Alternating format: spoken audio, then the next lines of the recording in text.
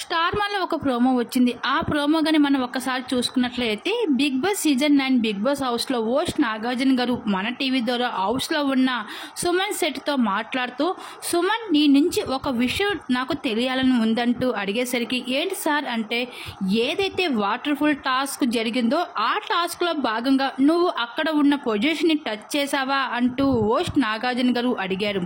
దీంతో సుమన్ శెట్టి, నేను అసలు టచ్ చేయలేదు సారు, నా హైట్కి ఆ టబ్కి అసలు టచ్ అవ్వదు అని చెప్పుకుంటూ రావడం జరిగింది ఇక్కడ సుమన్. అలాగే ఇంకా రాము రాథోడ్ కూడా అడగడం జరిగింది, సుమన్ అక్కడ టచ్ చేశాడా లేడా అని అడిగేసరికి రాము రాథోడ్ మాత్రం టచ్ చేశారు సార్ అని చెప్పుకుంటూ రావడం జరిగింది. అయితే ఇంకా నాగార్జున గారు ఆడియన్స్ కూడా అడగడంతో ఆడియన్స్ మాత్రం సుమన్ టచ్ చేయలేదు సార్ అని చెప్పుకుంటూ రావడం జరిగింది.